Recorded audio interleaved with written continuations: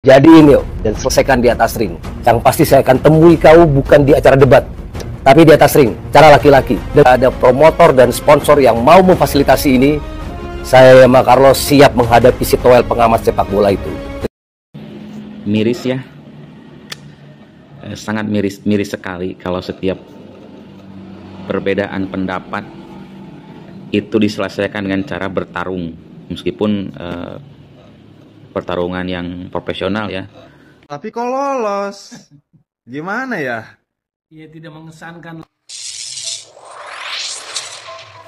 Ada seorang netizen guys ya, yang menanggapi video Bang Yama Carlos menantang duel Toel di atas ring.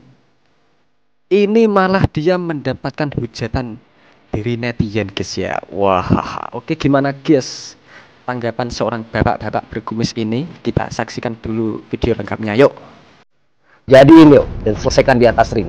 Yang pasti saya akan temui kau bukan di acara debat, tapi di atas ring, cara laki-laki. Ada promotor dan sponsor yang mau memfasilitasi ini. Saya Yama Carlos siap menghadapi si Toel pengamat sepak bola itu.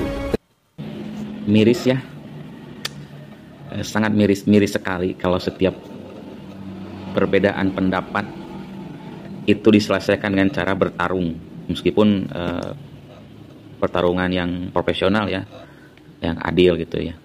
Tapi sangat miris ketika ada adu argumen dan tidak ada solusi, harus diselesaikan dengan cara berduel di ring ya. Ini tadi yang terjadi di video barusan tadi. Saya tahu ini seorang artis ya. Harusnya seorang artis itu public figure, memberikan contoh yang baik, memberikan edukasi yang baik. Itu guys komentar netizen di bawah itu. Jangan heran ya lur, itu baik. Orang masih bukan sama malah tidak suka dengan pendapat Toel, lalu solusinya adalah berduel di ring. Itu kan tidak etik ya, tidak etis, tidak baik ya. Contohlah kemarin ramai tentang perbedaan pendapat tentang hak cipta pencipta lagu antara Ahmad Dhani dan Ariel lah contohnya. Apakah misalkan ini ya, tiba-tiba Ahmad Dhani mengajak duel Ariel di ring untuk menyelesaikan perbedaan ini, kan apakah ini harus dilakukan seperti itu? Itu misalkan itu kan akan sangat memalukan jika tiba-tiba Ahmad Dhani mengajak nantang Ariel untuk duel, bertarung di ring untuk menyelesaikan perdebatan tentang hak cipta. Kan itu sangat memalukan. Ini juga sama, seorang artis yang namanya Yama Carlos ini, berikanlah edukasi yang baik pada pada rakyat Indonesia. Memang Toel itu sangat tidak suka dengan era STY ya. Itu juga saya sesalkan, karena siapapun pelatihnya harus didukung ya. Mau STY, mau siapa, mau Klippert, mau siapa, didukung ya. Tapi kalau adu kritik, adu argumen, balas dengan adu argumen lagi ya. Jangan dengan seperti ini, mengajak duel, mengajak bertarung. Jadi kan ini kesannya kan sama sama masyarakat, ini cuma cari sensasi seperti ini ya. Jadi tolong ya, berikanlah masyarakat itu edukasi yang baik. Jangan seperti ini ya. Jangan seperti ini ya. Jadi tolong buat Yama Carlos ya, adu argumen, balaslah dengan argumen. Emosi boleh, tapi kan kita apalagi sebagai artis ya, itu oke? Woi Toel, udah gak usah kelamaan, jawab aja secara terbuka. Berani atau tidak, mau atau tidak menerima tantangan saya untuk bertemu sama kau di atas ring dengan peraturan boxing yang resmi? Jawab secara terbuka. Saya nggak peduli itu video kau tahun berapa, itu video klarifikasi tahun berapa, saya nggak peduli. Yang pasti katanya, sudah banyak pernyataan-pernyataan sampah yang keluar dari mulut kau, yang cukup meresahkan banyak orang, dan orang-orang sudah muak sama pernyataan-pernyataan sampah kau. Saya nantang kau baku hantam di atas ring dengan peraturan yang resmi. Saya sudah Toel langsung ditantang baku hantam di atas ring, guys. Siap kalah Toel. Saya nggak peduli mau saya menang, mau saya kalah, saya nggak peduli.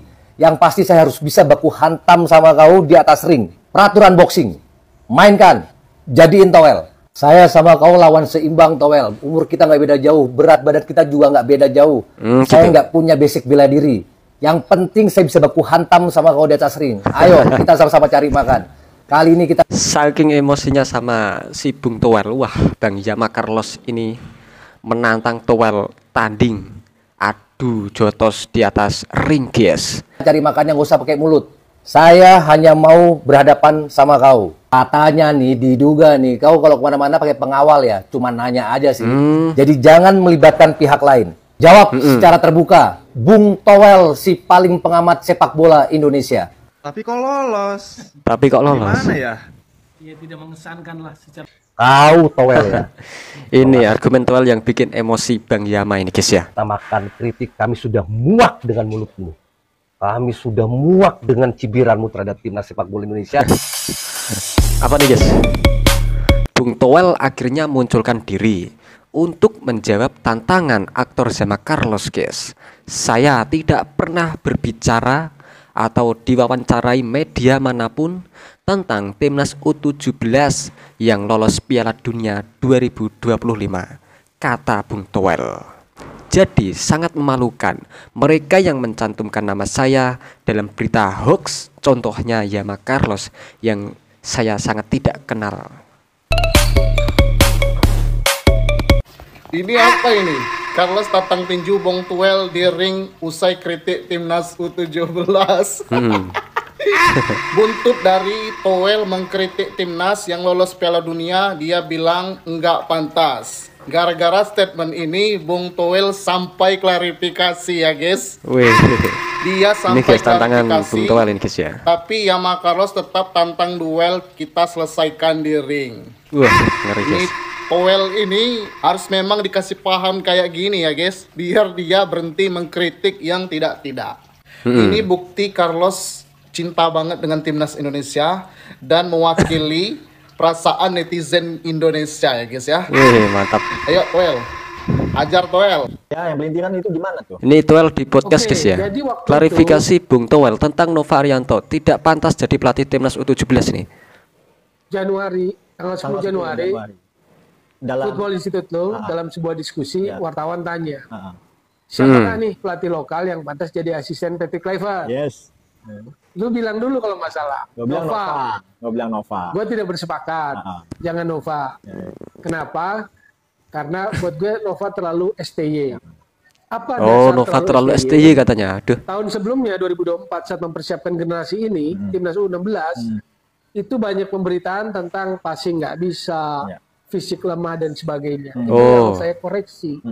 Jadi gue belum mengkritik soal taktikal, nggak belum masuk ke area teknik, tetapi ke area attitude perilaku pelatih sebagai pelatih timnas U16, pelatih gitu, guys. yang harus mendevelop, karena kategori timnas U16 kan development. Itu yang gue koreksi, gitu loh. Itu yang gue sebut sebagai terlalu STY, karena itulah yang selalu dilakukan STY, pencitraan, karakter-karakter yang selalu gitu tuh.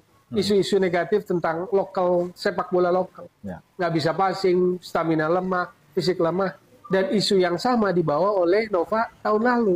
Oh, Itu gitu. yang mau kritisi, sebetulnya.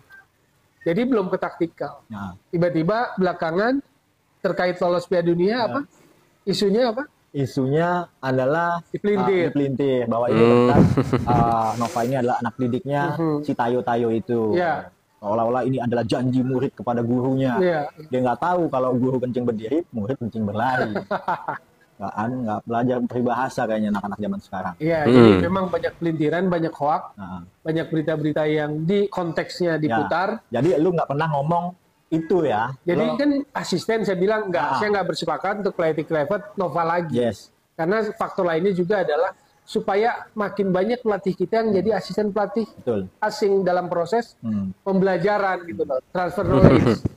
Kalau waktu Sintayong udah Nova, jangan dia lagi. Apalagi gue punya kritik satu terhadap attitude itu. Ya. Oh, Cuman gitu. yang mengembirakan sebetulnya 2025 kok nggak ngelihat itu lagi tuh. Isu itu lagi muncul.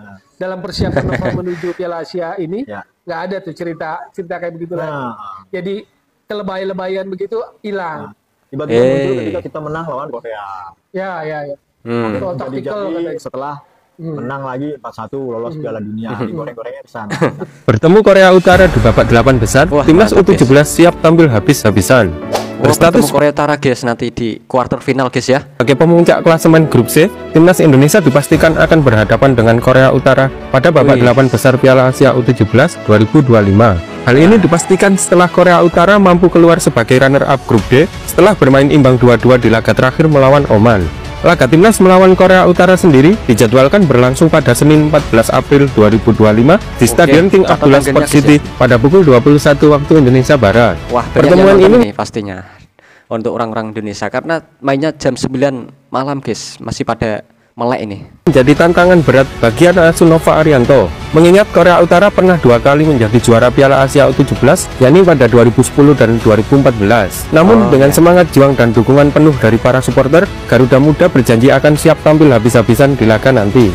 Nah, bagaimana prediksi kalian untuk timnas U17 menghadapi Korea Utara nanti? Ya, prediksi saya ya semoga menang guys ya. 10-0 kalau bisa ya. 2-0 enggak apa-apa. Oke guys, cukup sekian guys reaksi kami kali ini tentang tadi ada seorang artis yang bernama Bang Carlos menantang duel towel dan ditanggapi oleh seorang bapak-bapak yang berkumis tadi. Malah bapak-bapak tadi mendapat hujatan dari netizen guys. Wah. Begitulah guys. Okelah, sudah ya. Oke, cukup sekian. Jika ada kesalahan kata-kata yang kami ucapkan, kami mohon maaf sebanyak-banyaknya. Terima kasih. Wassalamualaikum warahmatullahi wabarakatuh. Thank you.